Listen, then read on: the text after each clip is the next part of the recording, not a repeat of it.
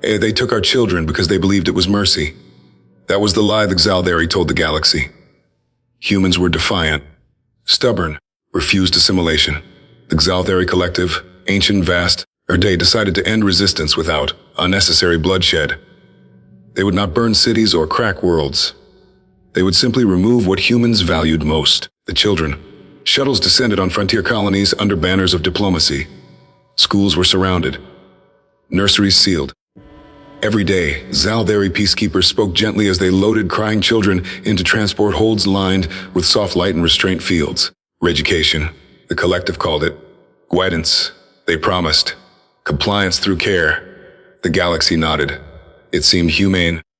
Humanity went no riots, no desperate attacks, no grand speeches at the Galactic Assembly. Human delegates stood, faces pale and hollow, and withdrew from every treaty, every trade lane, every shared network. The Xalthari mistook this for collapse. Observe, their high strategist announced. Without offspring, the humans lose purpose. Their aggression will fade.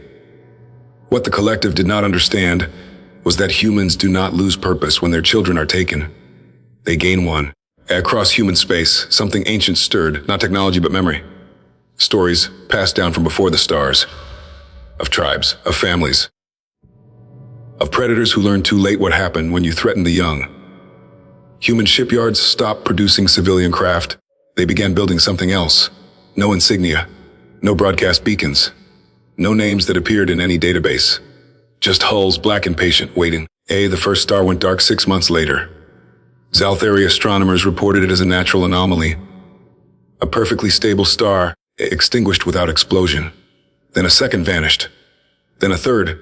Entire systems winked out, their energy harvested, folded, and redirected by human machines that did not destroy stars. They took them. Humanity did not attack fleets. They did not bomb worlds.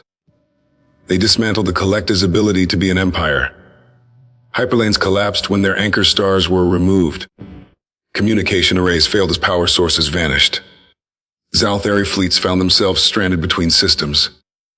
Their fuel reserves suddenly meaningless in a galaxy missing its lights. The high strategist demanded answers.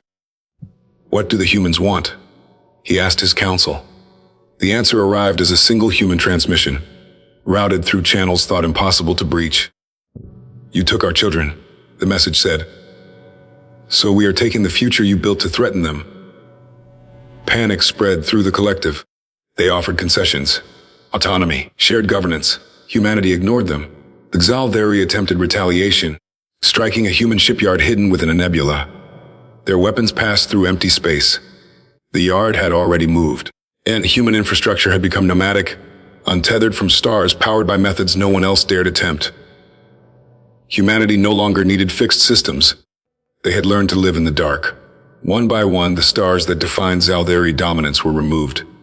Not destroyed, but caged, bound, and dragged into human-controlled voids. The galaxy watched maps redraw themselves in real time. The Xalthari collective was shrinking. When the last Xalthari core world finally opened negotiations, the chamber was silent, but for the hum of failing power systems.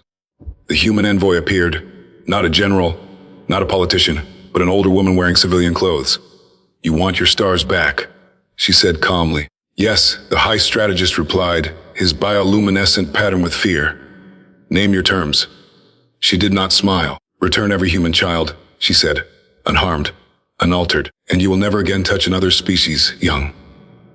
And if we refuse? She gestured, and the chamber windows darkened as the system's sun flickered.